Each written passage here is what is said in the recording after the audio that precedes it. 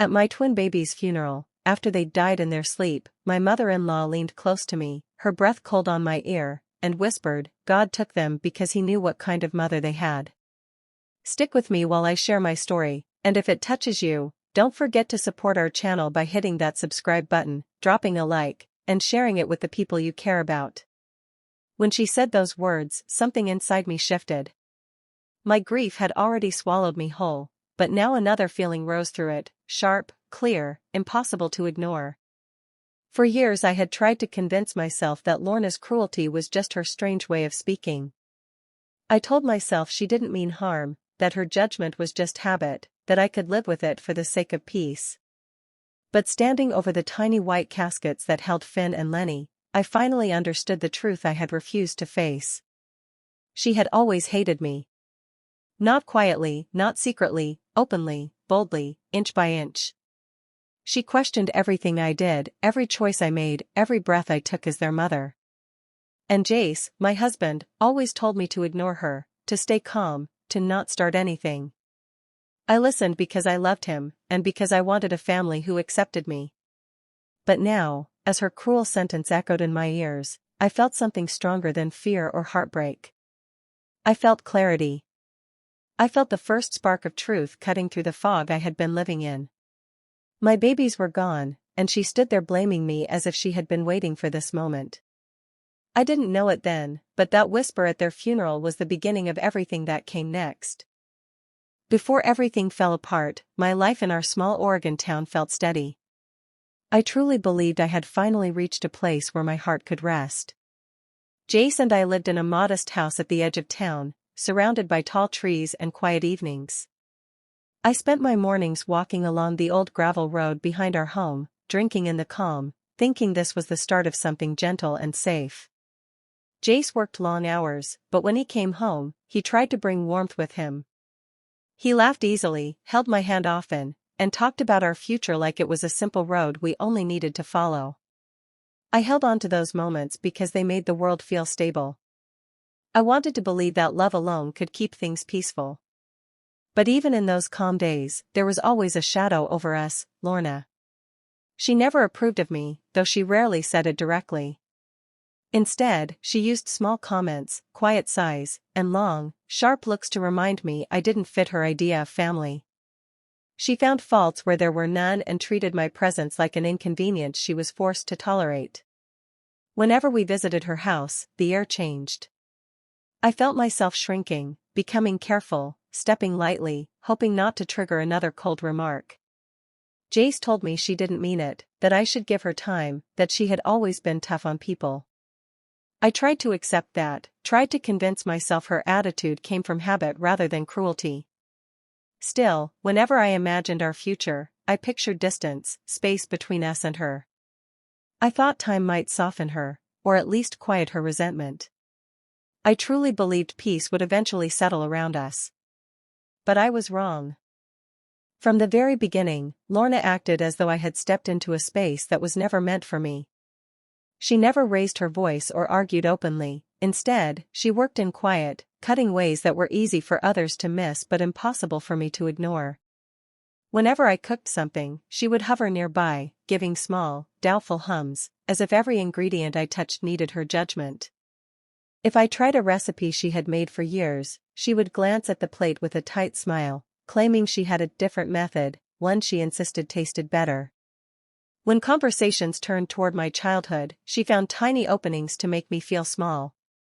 She would ask questions that seemed harmless on the surface, but her tone made it clear she believed I came from something less worthy. It didn't matter how politely I answered, she always managed to slip in a remark that reminded me I didn't meet her standards. During my pregnancy, the tension grew sharper. She analyzed every choice I made, from the vitamins I took to the way I rested. If I mentioned a doctor's instruction, she dismissed it, saying she knew better because she had raised children long before me. She watched me closely during family visits, commenting on how I stood, how I breathed, how I handled even the smallest discomfort. It felt as if she was waiting for me to make a mistake she could use against me.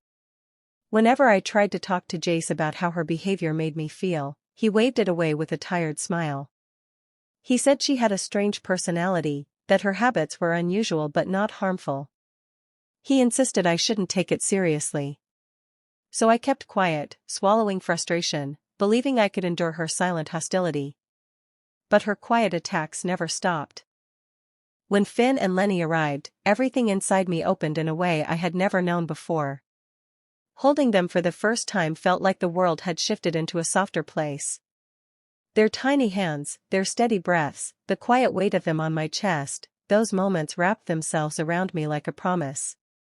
Jay stood beside the hospital bed with tears running down his face, whispering their names as if he was afraid to break the spell. For the first time in a long while, it felt like our home was finally complete. The early days were filled with small, glowing details, late-night feedings where the house felt hushed and warm, mornings when the twins curled against each other in their crib, afternoons when Jace and I watched them sleep with a kind of awe we couldn't put into words.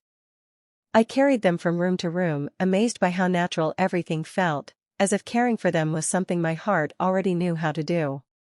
But even in that joy, there was one place where light didn't reach. Lorna didn't show any excitement for them. She visited only once after we brought them home, standing stiffly near the doorway, barely looking at the babies. She made no warm remarks, no gentle gestures, no sign of affection. Instead, she kept her arms folded, offering short comments that revealed nothing, as if their presence meant little to her. When I tried to place one of the twins in her arms, she took a step back and muttered something about not wanting to drop anyone. Then she left early, claiming she had errands. Jace tried to excuse her distance, but the emptiness she carried into our home lingered long after she walked out. Still, I focused on Finn and Lenny, their sweetness, their calm, their life. For a brief time, love felt stronger than anything else. That November night carried a chill that seeped into the walls. I remember waking suddenly, my heart thudding for no reason I could name. The house felt too still, too heavy, as if something had pressed the air flat. I listened for the soft sounds I was used to, the tiny breaths, the little rustles, but nothing came. That silence struck me first. It wasn't gentle or peaceful. It felt wrong. I slipped out of bed and walked down the hallway, trying to convince myself it was nothing. Maybe they were just sleeping deeply. Maybe my nerves were overreacting. But with every step, the dread grew heavier. When I reached their room, the nightlight cast a faint glow across the crib. Finn and Lenny lay exactly where I had placed them hours earlier, but something felt off the moment I leaned over. Their stillness didn't match sleep. It was too firm, too complete. My hands trembled as I touched Finn's arm, then Lenny's cheek.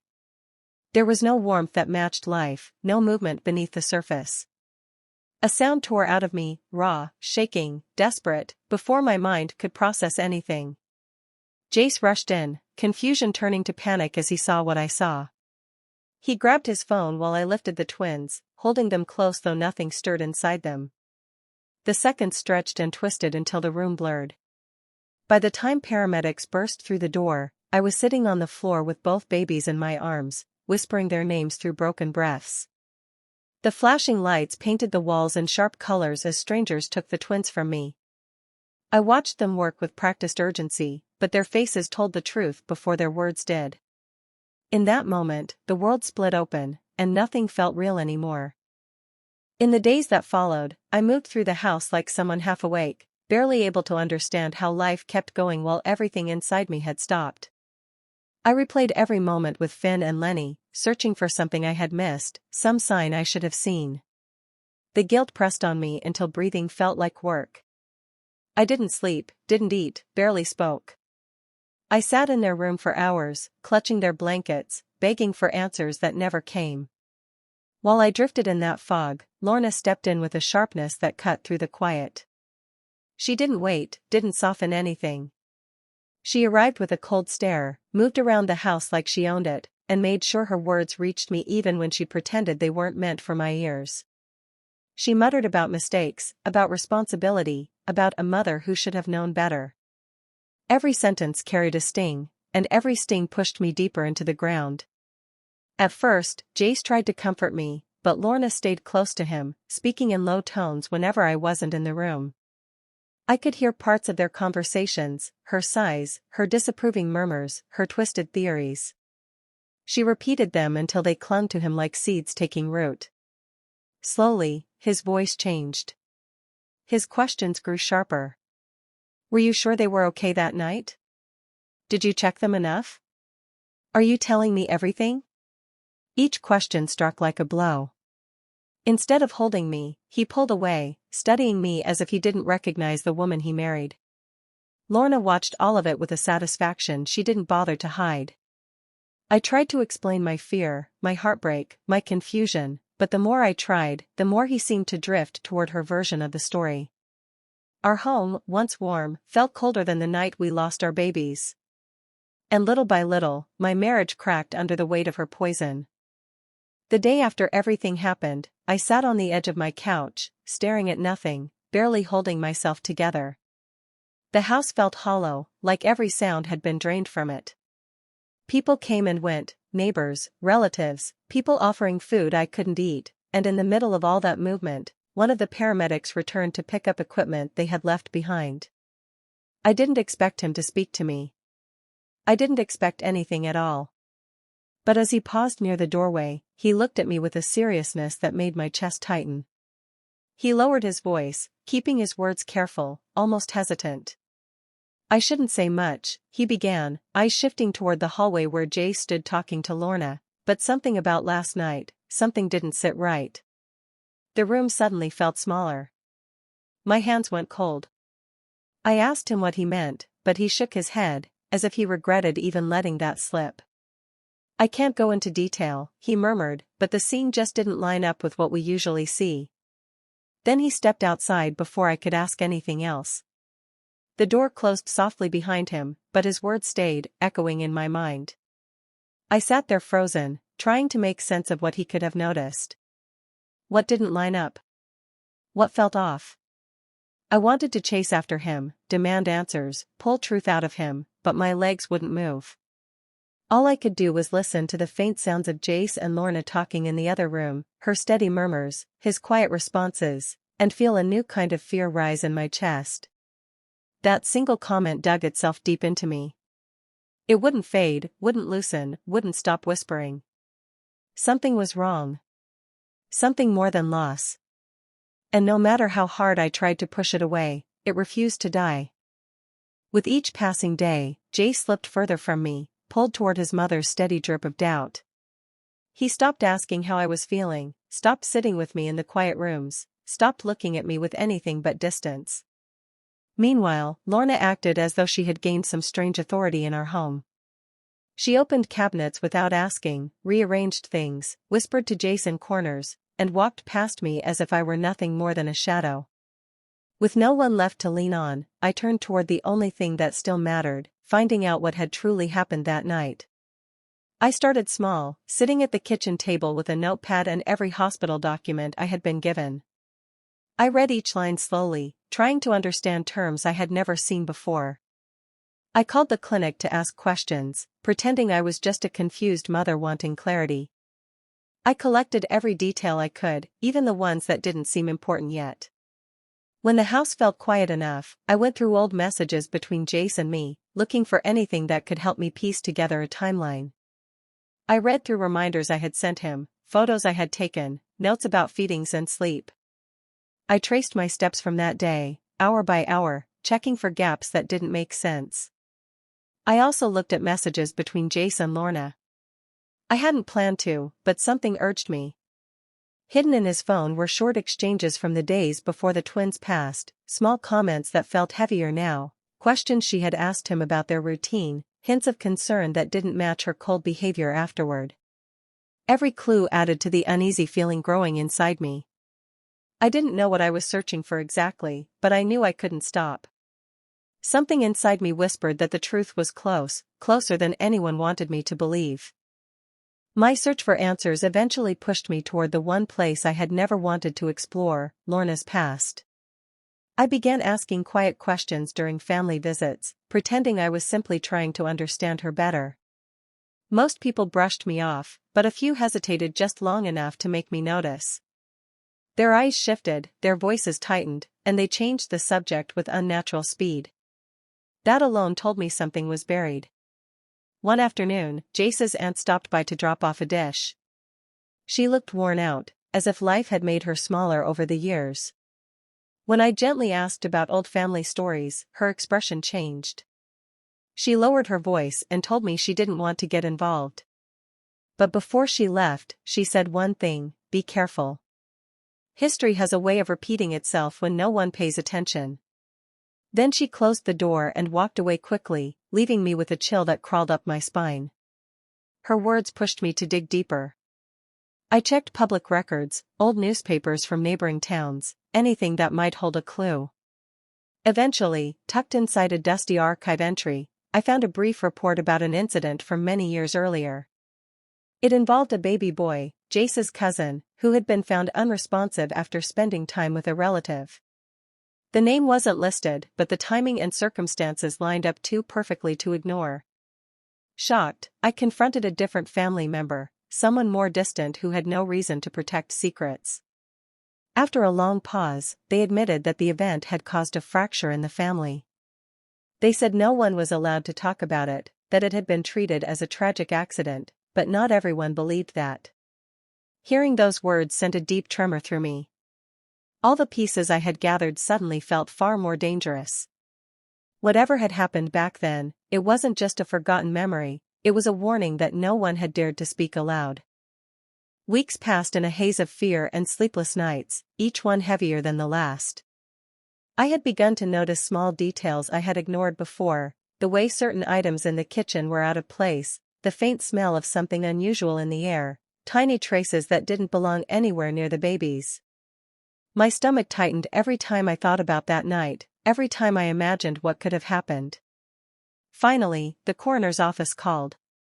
I arrived with trembling hands, my mind racing through every possibility, every hope that this might simply confirm a tragic accident.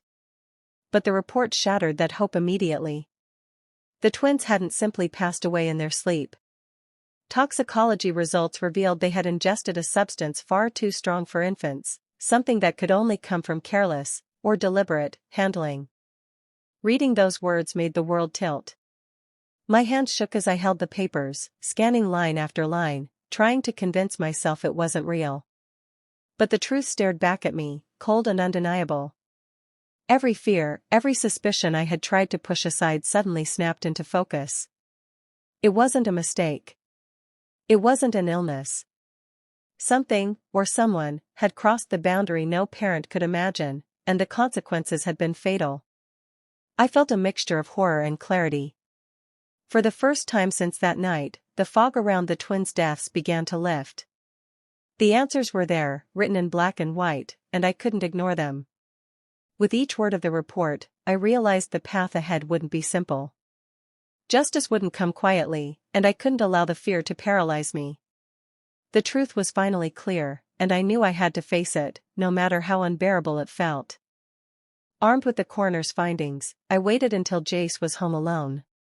The papers felt heavy in my hands, each page a weight pressing down on my chest. I called him into the living room, trying to keep my voice steady, but inside I could feel the storm rising. "I need to know the truth," I said, laying the report on the coffee table. "Everything points to them ingesting something they shouldn't have had. I need to know what happened when I wasn't there." At first, Jace's eyes darted away, his fingers fidgeting. He tried to brush it off with excuses, stammering about mistakes, accidents, confusion. I pressed him, refusing to look away, refusing to let him hide behind empty words. Finally, his facade cracked. His shoulders slumped, and a long, shaky breath escaped him. "Mara, it wasn't supposed to happen," he whispered. "Lorna, she was with them for a few hours. I didn't know she didn't mean for this to happen." My chest tightened so sharply I thought I might collapse. The words were almost impossible to hear, almost impossible to process. Lorna, alone with Finn and Lenny, in those final hours. My husband had hidden it, or been too afraid to tell me, and now the reality slammed into me with the force of a hurricane. I demanded every detail, every moment he could remember, every action he had taken, or failed to take. His answers were shaky, filled with guilt and fear, but the truth was clear. The person I had tried to survive alongside had betrayed our children, and the one I had trusted most had kept it from me.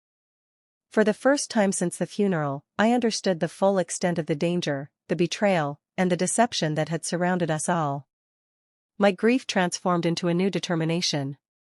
The confrontation was only the beginning. After hearing Jace's confession, I knew I couldn't stay silent. The anger and sorrow boiling inside me demanded action.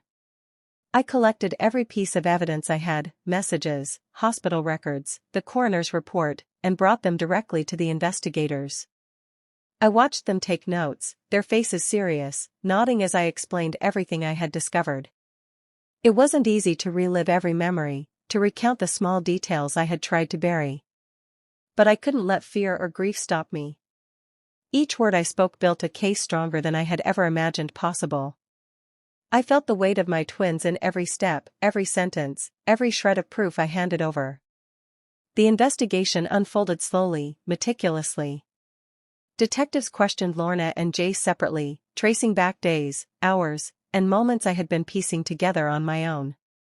Lorna's composure cracked under the scrutiny, her lies unraveling with each new revelation.